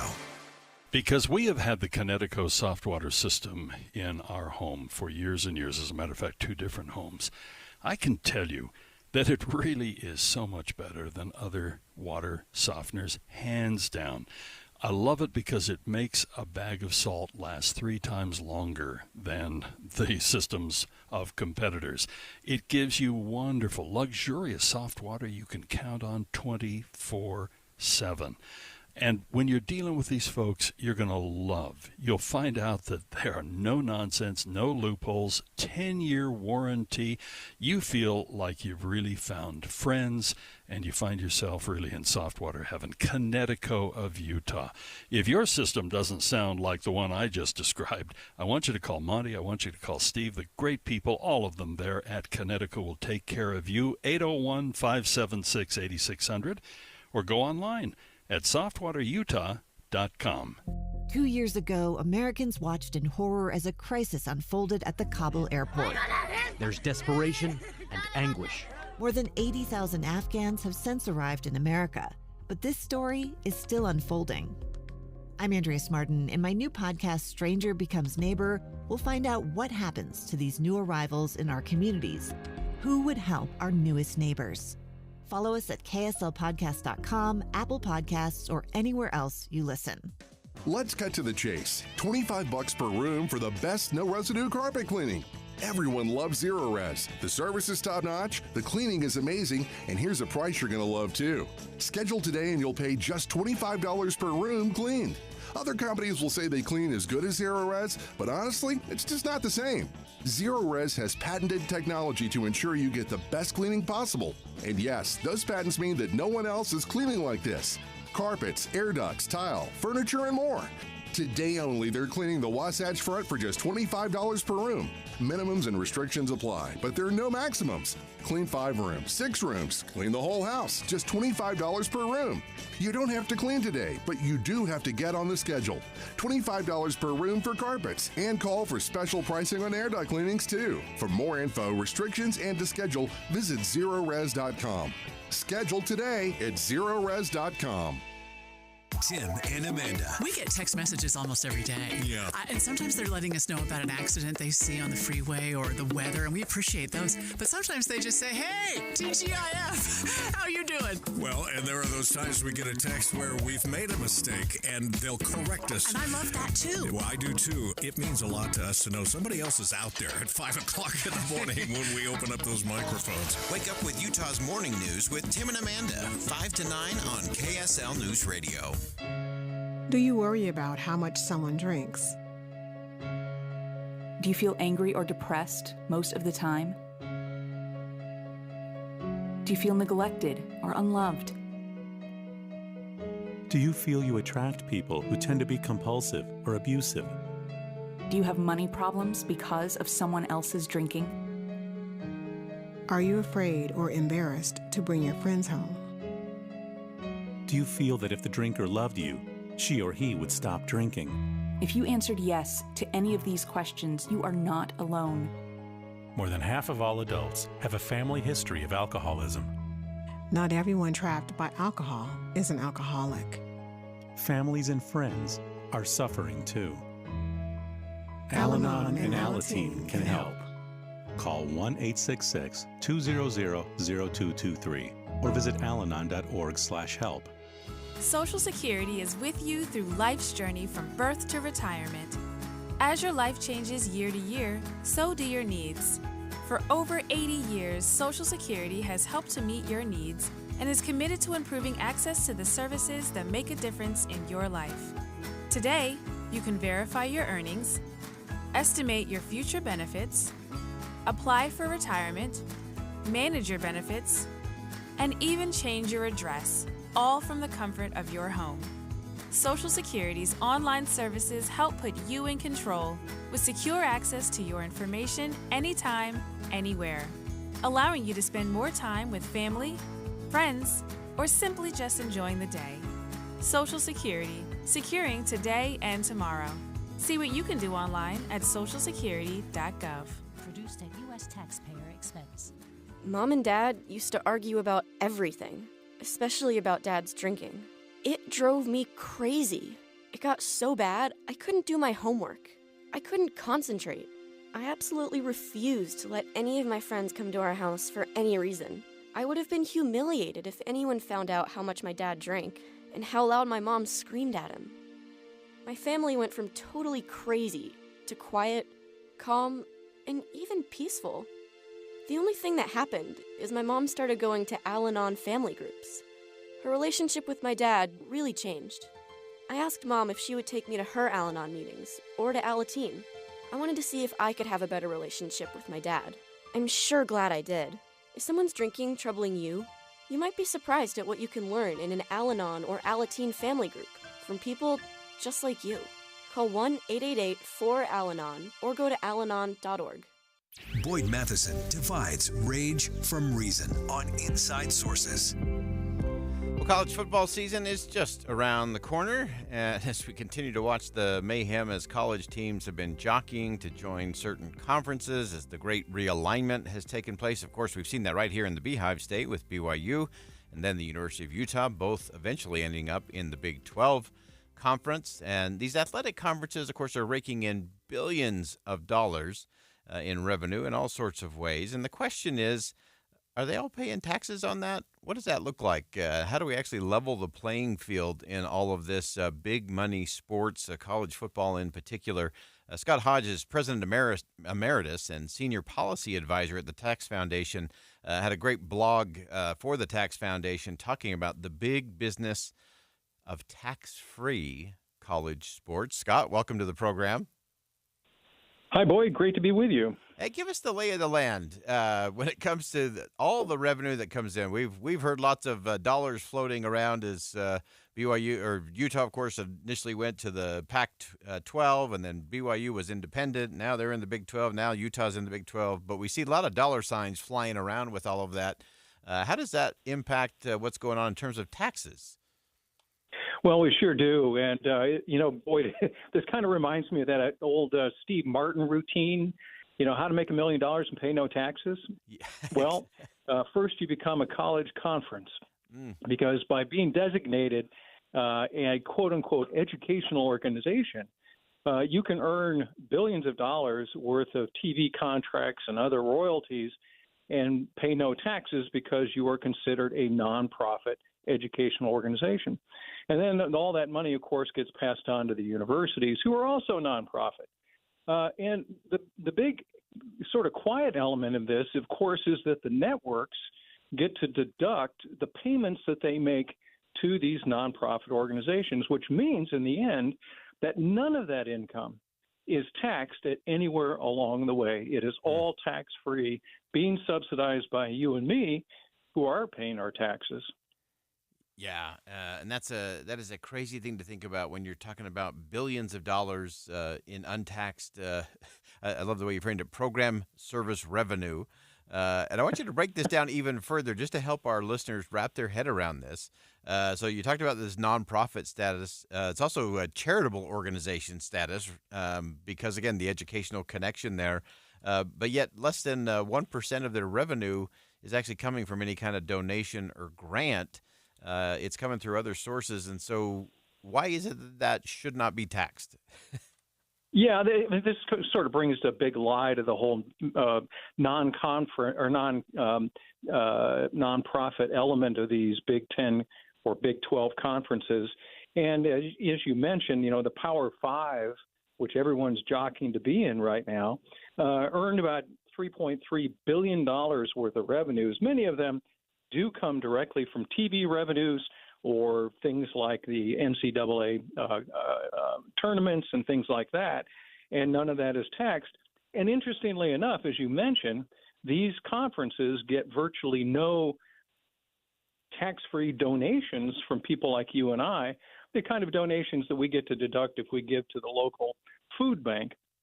So these are really commercial enterprises sort of masquerading as nonprofits and being effectively subsidized by the rest of us.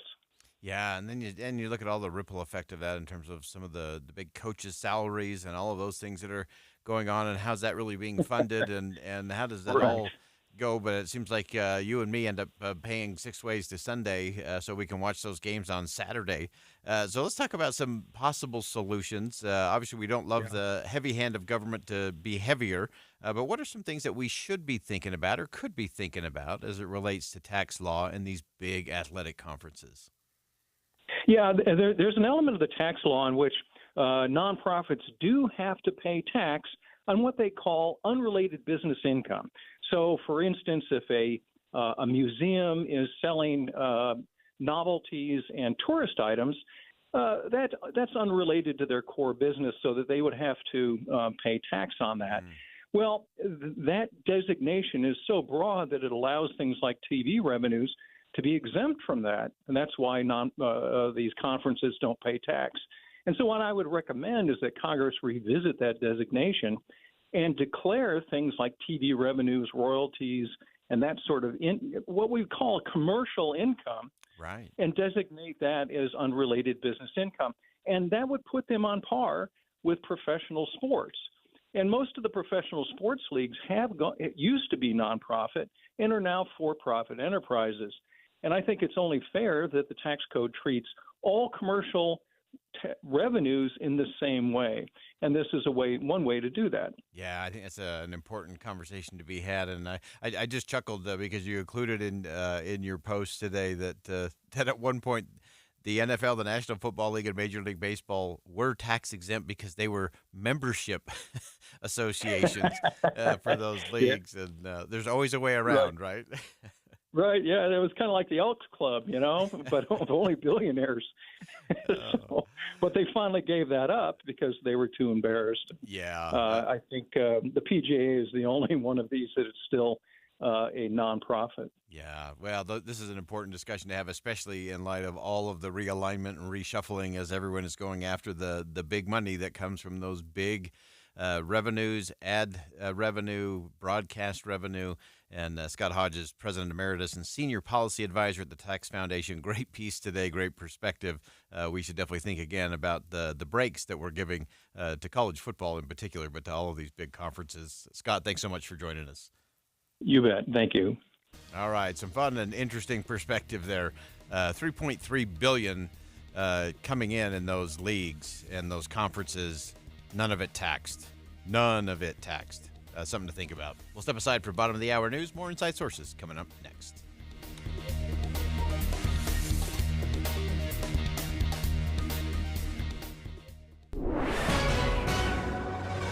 It's 12:30 here at KSL News Radio. I'm Dale Spalding. KSL's top developing news story: a Utah man with alleged ties to an international crime syndicate has been indicted. He was arrested this month in Salt Lake County after being on the run for the last 3 years.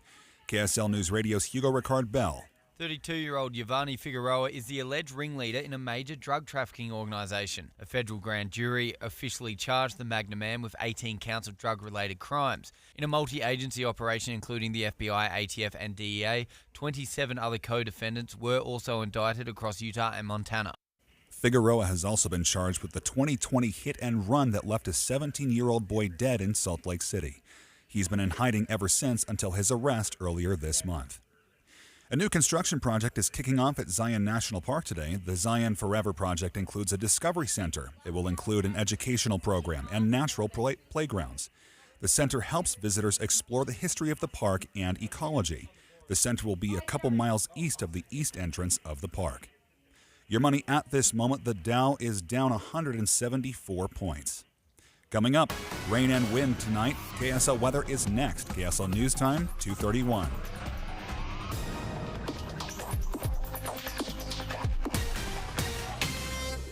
We have enough people running around Broadcast House at 4 in the morning to field a football team. Producers, reporters, the traffic team, and us. This is Tim and Amanda. Join us each morning from 5 to 9 on KSL News Radio.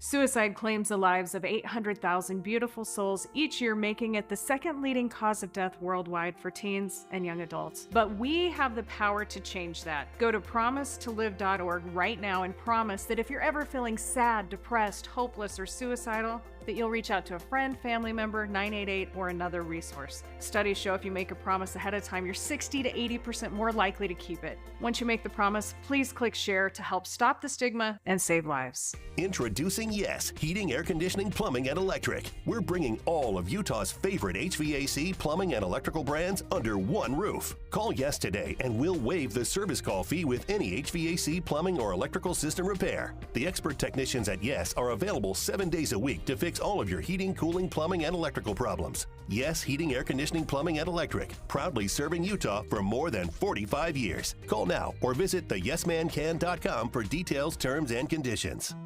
Are you or someone you take care of as their caregiver living with Alzheimer's disease? This study just might be for you. Consider participating in Athira's clinical trial exploring a novel repair and regenerative approach to Alzheimer's disease. Pantheon Clinical Research in Salt Lake City is looking for people with mild to moderate dementia, 55 to 85 years old. A consistent caregiver or support person is necessary for the conduct of this study. This study is a late-stage clinical study of an investigational drug for the treatment of mild to moderate Alzheimer's disease. Pantheon Clinical Research has over 30 years' experience with clinical trials. They conduct their business with professionalism, efficiency, and integrity. Contact Pantheon Clinical Research in Salt Lake City today. Again, call Pantheon Clinical Research today at 385-281-0550. That's 385-281-0550. Or go to pantheonclinical.com. That's pantheonclinical.com. Getting help with plumbing repairs is easier than you think. All you have to do is call Any Hour Services or schedule an appointment at anyhourservices.com. No one helps more homeowners than Any Hour Services.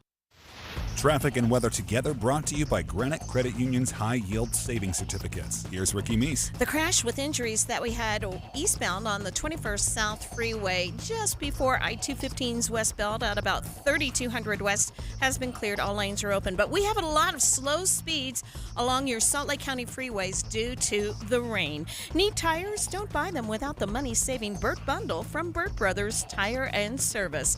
Ricky Meese in the KSL Traffic Center. KSL weather, more showers and wind tonight. Right now it's 67, cooling off quick with that rain here at KSL News Radio, 102.7 FM, 1160 AM, and KSLNewsRadio.com. Your all-day companion for news. Inside Sources. Inside Sources. America's voice of reason. Boyd Matheson on Utah's home for elevated conversation. Inside Sources on KSL News Radio. Well, I was going to call this segment, What Did You Do on Your Summer Vacation? But I'm showing restraint today. One of our favorite inside sources, of course, is Jay Evenson from the Deseret News. He just got back from the motherland. He was taking a trip to Sweden and Norway. And as always, Jay came back not just with some nice family memories, but he also had some very fascinating, interesting insights into what our allies in Northern Europe are worried about when it comes to the United States, when it comes to NATO, Ukraine, and so on. And Jay, welcome back to the United States of America. We're glad you came back. Oh, thank you, Boyd. I wish I could say I'm happy to be back, but we'll save that for Truth in Advertising later on. You wrote a great piece at Deseret.com today talking about how Americans are making Sweden a little bit nervous. Give us some perspective there. Yeah, it's interesting because the comments I've had on that piece are, well, Americans are making Americans nervous as well. So yeah. It's not surprising. So yes, we go over there. My wife was born in Sweden, and we stay with an elderly relative that she has there. And so, he would get healthcare workers that would come by the home every day, and I got in the habit of just asking them, how do you feel about things? What are your impressions of America? What do you think about the world situation and the war in Ukraine?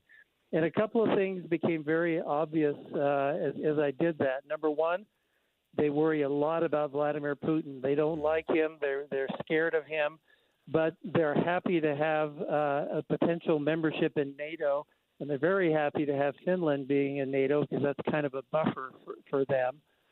But the other thing is they're very worried about American politics, and they're very aware that a lot of Republicans are wanting to cut back on their support for Ukraine, which Swedes worry is going to empower Putin and make him a little bit more confident and perhaps a little bit more belligerent. And they're also worried about a potential Donald Trump second-term presidency because they're worried about what that might mean for NATO and for support to Europe. And I talk about that a little bit in my column. No one's quite sure what that would mean for Europe because there's evidence that NATO really has changed as a result of what Trump did in his first term. So those were some of the key things I came up with. And then beyond that, there's some real problems going on in Sweden right now. In fact, the State Department has issued a level 2 warning for travel to Sweden because of potential terrorist attacks. We can get into that a little bit if you'd like. Yeah, I do want to dig into that because you pointed out in your piece that it's a time of great change. A lot of immigration has changed the dynamic in what has been a pretty staid and static population for a while, and that's creating all kinds of under the surface issues that are going on. So give us a little sense in terms of what's happening in society there and some of the implications. Well, the Scandinavian countries have always been very open to immigration and have very liberal immigration laws. And so they become a magnet for people seeking refuge from around the world. And in the last, 20 or 30 years, that's become mainly Muslims from Middle Eastern countries. And this has created some friction, as you might expect, as it does in a lot of places in the world, as you have a clash of cultures. It manifests itself in a lot of ways. Some Swedes are resentful that these new immigrants are getting all the same generous welfare benefits that Swedes do because they haven't been around to pay taxes like other people.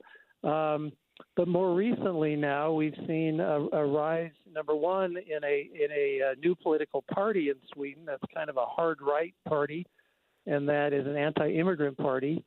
And then number two, we've seen a lot of people staging Quran burnings in Stockholm to try to get attention and to protest one thing or another. And those burnings have led to repercussions in the Muslim world. In fact, while we were there, people stormed the embassy in Iraq, the Swedish embassy, and they sent the Swedish ambassador home and recalled their ambassador from Sweden. And now there has been talk that maybe Turkey won't be as anxious to let Sweden join NATO unless these things stop. And so there was a lot of discussion going on, a lot of consternation, a lot of worry, and a lot of the same things that we are dealing with on a completely different level here. Yeah, so fascinating to see how those things play out in different societies, cultures, and then, of course, just the size and scale of things and how those ripples move their way out is always interesting to look at as well. Jay, before I let you go, give us some perspective. We often hear, if the U.S. would do this like Sweden or Norway. I want you to give me two components. What is one thing from your observation, being over there for a significant chunk of time, that the U.S. could learn from Sweden? And then flip the script on that. What's something that Sweden ought to be learning from the United States? Well, the one thing that I'm always kind of jumps out at me when I'm over there is just how gentle and nice people are, and their politics. It's getting to be a little more like ours because of that. As I talked about the rise of the right-wing parties, but there's still a gentleness in the way they talk about politics and the way they converse one with another. You're driving down the road in Sweden, you quickly realize that people are not in a competition to get to where they're going first. People are very nice, and they'll flash their brights from behind if they want to pass, and then people always pull over and let them pass. I mean, it's just a nice place to be. And I think we could learn a lot from that. There's probably a lot of things. I think Sweden took a real turn back about 20, 30 years ago toward becoming more of a free enterprise economy and less of a socialist economy. But there's some evidence that they're turning back again now. And I think it's slowed down their economic growth. I think they could learn from the United States a little bit about economic freedom and the value of that and how it could help their economy. And if they want to keep their welfare state, it could even help them with that by generating more income. Fascinating stuff. Great reporting and insight. As always, Jay Evenson's the opinion editor for the Deseret News. Jay, thanks for hopping on with us today, and welcome back. Thank you, Boyd. All right, that's Jay Evenson from the Deseret News. And I always love it when he comes back from his little summer trip over there because he always has a few lessons that he's learned along the way. And I think there are some important lessons there for all of us. And I do think it's interesting to see just how in tune people are over there in terms of what's going on in United States politics.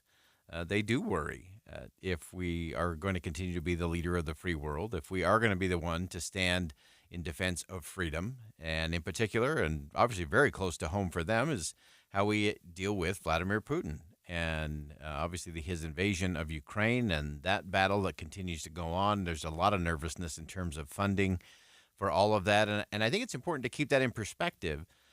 Some people say, well, it's a good thing. We need to keep that going because it weakens and it depletes the resources of Vladimir Putin, prevents him from doing things elsewhere. And I think that that is true, but I think there's something well beyond that in terms of just what a very brazen, very emboldened Vladimir Putin would do.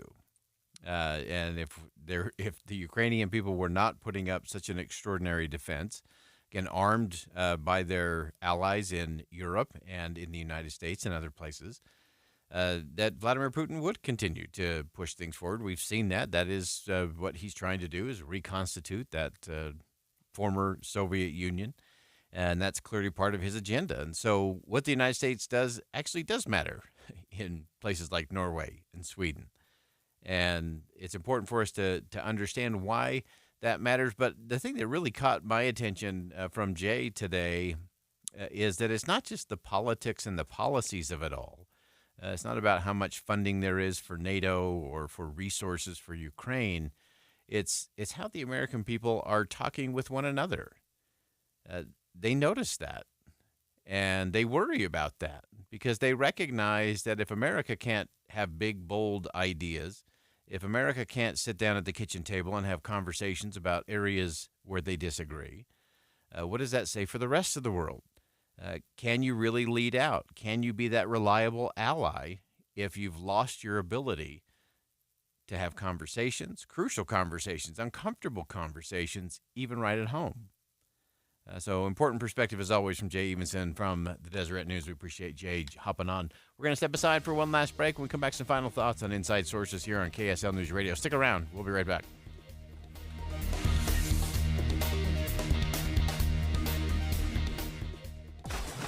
Be advised, this is a once-in-a-lifetime opportunity to save 40 to 80% on a hot tub and swim spa. This weekend only, Friday through Sunday, Mountain America Expo Center, Sandy. Be advised, this is a once-in-a-lifetime opportunity to save 40 to 80% on a hot tub and swim spa. This weekend only, Friday through Sunday, Mountain America Expo Center, Sandy. 18-month interest-free financing. Our factories have demanded we sell 1,000 hot tubs and swim spas this weekend. Mountain America Expo Center, Sandy. Huge factory incentives, factory rebates, this weekend only. Mountain America Expo Center, Sandy. We can remove your old hot tub. Free delivery of your new hot tub. Hot tub starting at $2,999. Mountain America Expo Center, Sandy. Free delivery of your new hot tub. Just relax and enjoy. Mountain America Expo Center, Sandy. Friday, noon to 8 p.m. Saturday, 10 a.m. to 8 p.m. Sunday, 10 a.m. to 6 p.m. Free admission, free parking, free delivery. Mountain America Expo Center, Sandy. Call 833-SPA-SALE or visit hottubandSwimSpaSale.com. With the economy the way it is, you're probably staying put. So invest in your home, your number one asset, with beautiful custom replacement windows from Advanced Window Products. They're a local Utah company building beautiful vinyl framed and insulated double pane windows for 37 years right here in Salt Lake City. Advanced Window Products will save you money on your energy bill. Get security features to keep your family safe. And at Advanced Window Products, it's all custom. And the best part? They're local. They build the windows, they install the windows, and they guarantee them for life. So there's no middleman markup. You save on the highest quality windows in Utah. Plus, Rocky Mountain and Dominion offer rebates. For a limited time, they offer 60-month 0% financing. And right now, get $2,000 off 10 windows or more. They're working 8 weeks out. So make the call now. Advanced Window Products, 801-850-9100. That's 801-850-9100 or visit AdvancedWindowsUSA.com. Remember that first paycheck when you started working all those years ago? You looked at the net amount and thought, whoa, what happened here? Ah, the joy of taxes. It could be this way with your retirement accounts. You know how much you've saved, but if you haven't planned for Uncle Sam, you could come up short in retirement. With tax laws constantly changing, there's a lot you need to know to make sure you're not paying more than your fair share. Mike Stevens and the team at Capital Wealth Advisors can help you create a plan that shows you how taxes could affect you now and in the future. Set up your tax strategy session with Mike Stevens and Capital Wealth Advisors now. Call 801-210-5500. That's 801-210-5500. Make sure you know how these changes could affect you so you can avoid some of those whoa moments in retirement. Call 801-210-5500. Advisory services offered through Capital Wealth Advisors, LLC, a state of Utah registered investment advisor. Firm may not give tax advice. Smart, connected, modern. Discover life-enhancing independent living services at Trio South Ogden. They do things a little differently there because you're different. With everything you need to support your best self, you'll find that joy isn't just for the young, it's for the young of heart. Trio South Ogden's signature programs provide a unique approach to wellness that brings living well and well-being to life. To learn more, contact Trio South Ogden at 801-475-4004 or visit triosouthodden.com. Do you find yourself stuck in a timeshare? Get the real facts about the timeshare industry and your options for cancellation. Chuck McDowell, founder of Wesley Financial Group, has put together a free information guide that reveals the secrets the timeshare industry doesn't want you to know, including the 5 ways to get rid of your timeshare. Call now and get this timeshare cancellation guide absolutely free. Call 800-838-6161. That's 800-838-6161. 800-838-6161. At Social Security, we are always thinking of ways to save you time and make things easier. That's why we created My Social Security. Opening a My Social Security account gives you secure access to your personal record and interactive tools tailored for you.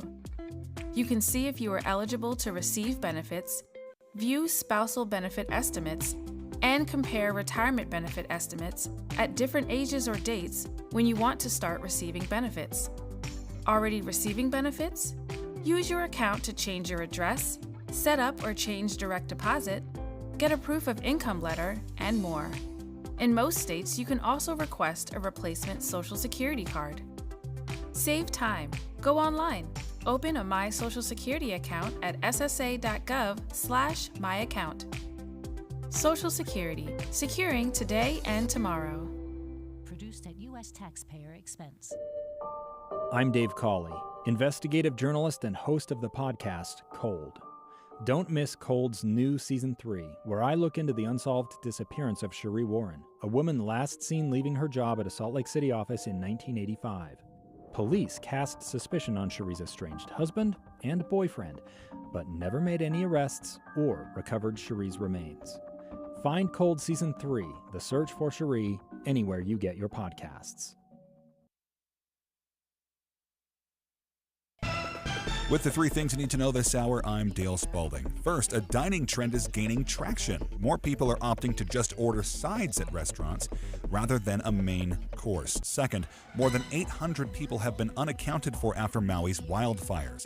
But ABC News reports nearly 1,300 have been removed from the missing persons list.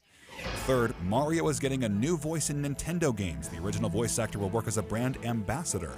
No word yet on who the new voice actor will be. Right now it's 65 and raining in Salt Lake City. Back to Inside Sources on KSL News Radio. Hear elevated conversation on crucial issues. Boyd Matheson on Inside Sources. Welcome back to Inside Sources here on KSL News Radio. It's great to be with you today, as always. I am Boyd Matheson. As we round out the program today, if you missed anything along the way, of course, you want to go check out the podcast after those go up a little later on this afternoon. A great opportunity for you to go back and listen to some of the conversations we've been having today. And we talked about everything from lawsuit happening in Texas relating to the barrier that Texas has put up there on the border on the Rio Grande. Again, it's navigable waterways. You've got buoys and razor wire and a host of things that are happening there. Very interesting perspective from Suzanne Moniak joined us on that earlier on. We talked about how these big athletic conferences pay no taxes. $3.3 billion in some of these TV contracts in these major conferences, including the Big 12. And why those aren't taxed is a head scratcher to be sure. So that's something worth checking out and digging into just a little bit more. But I want to close out the program today talking about something our friend Arthur Brooks discussed in The Atlantic in his piece there. And as many of you know, Arthur Brooks was the former head and CEO of the American Enterprise Institute, did some fascinating things there in terms of public policy. And now he teaches at Harvard. He does a lot of writing and speaking, and he's focused in particular at the Harvard Business School in terms of happiness and that pursuit of happiness. He had a piece in The Atlantic that I want to dig into just a little bit in terms of what that really is. But I actually want to go back in history just a little bit before we get to some of Arthur's suggestions in terms of your own pursuit of happiness. And that is, I actually want to go back to the founders. A lot of us have gotten very good at justifying our own selfishness and our own self-indulgent behavior by just quoting the Declaration of Independence. Because, after all, you can't argue with that. And, of course, that most famous passage regarding our pursuit of happiness. But there are very few of us who have done the digging on that one to recognize the real meaning and intent of the pursuit of happiness phrase that Thomas Jefferson so carefully, so purposefully placed into the heart and soul of the Declaration of Independence. And this is what I mean by that. Jefferson had learned and studied the great thinkers, the great leaders like Aristotle and Cicero and John Locke, and Jefferson understood that the pursuit of happiness was not a casual phrase or even a simple right. All of these great thinkers over history viewed this pursuit as the highest calling men and women could seek. Happiness is the aim of life, Jefferson said. But then this qualifier, this is important. So happiness is the aim of life, but virtue is the foundation of happiness. So to Jefferson, the meaning of the pursuit of happiness phrase went so much deeper than just some fleeting emotional feelings or some personal pleasure. Also really interesting, if you want to look for a good book this week, Dr. Darren McMahon, in his book, Happiness, A History, he actually laced all of these things together. He tied the way Jefferson and other early Americans approached and pursued happiness. He connected the dots, as great writers will do, from these leaders' personal beliefs, their public statements, and he concluded that for the founders, their vision of the pursuit of happiness could only be achieved through virtue, discipline, and service. Now think about that for a minute. Virtue, discipline, and service. Those are hardly the words that spring to mind when we think of pursuing happiness. I can't say that I have ever seen the media or movie producers or magazine publishers or internet influencers who have showed people pursuing happiness by portraying them engaged in virtuous activities or rigorous discipline or unselfish service. Usually it's just the opposite of that. But to the founders of this nation, virtue wasn't just about morality or chastity. It included this much deeper commitment to living up to the highest standards of integrity, of humility, of personal excellence. Think about that. That's virtue. Living to the highest standards of integrity, humility, and personal excellence. Discipline was simply the price of admission to pursue and achieve success and happiness in a new land here in America that was filled to overflowing with opportunity, with promise. And then this idea of service, that the pursuit of happiness encapsulates and includes service. Dr. McMahon, in his book, noted it this way. He said, early Americans agreed that by pursuing the happiness of others, they helped to ensure their own. And I would add that while Americans are often portrayed as self-absorbed narcissists, and sometimes we deserve that, it is also fair to say, and true to say, that Americans are among the most giving people on the planet.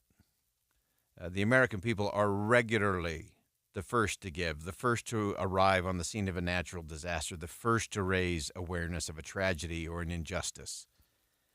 And I'm really convinced that many Americans really have experienced for themselves that happiness, it does actually come from helping others. And that kind of happiness is every bit as exciting as any virtual reality game, and it's way more satisfying than a shopping spree and a bunch of boxes showing up on your doorstep from Amazon. So as we look at all of that in terms of the pursuit of happiness, we'll come full circle now back to our friend Arthur Brooks, who in The Atlantic talked about the things that would actually help someone get to happiness.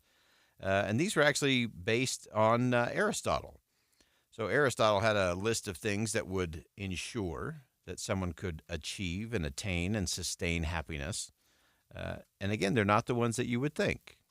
He started with courage, and then went to temperance, and then led to liberality, magnificence, greatness of soul, gentleness, truthfulness about yourself, equity, forgiveness, and modesty. So those are from Aristotle, and a great piece in The Atlantic. You can check that out from our friend Arthur Brooks. But these are all the things, again, think of all the things that you see when someone's talking about their right to pursue happiness. And usually, when we're quoting that from the Declaration of Independence, it's usually because we're going to do the self-indulgent, all about me, what makes me feel good kind of moment. And yet we know from history and history's greatest thinkers and just the inevitable predictability of consequences, that the way you actually get to happiness is through those virtues of humility, of service to others, of making a difference. It's not in that self-indulgence that we actually find the happiness. It's in a whole lot of other places, and it's everywhere in our country. So we can find it. We just have to look in the right place. All right, that'll wrap it up for us today here on Inside Sources on KSL News Radio. I'm Boyd Matheson. Thanks for joining us today. And as always, as you go out into the world today, make sure you see something that inspires,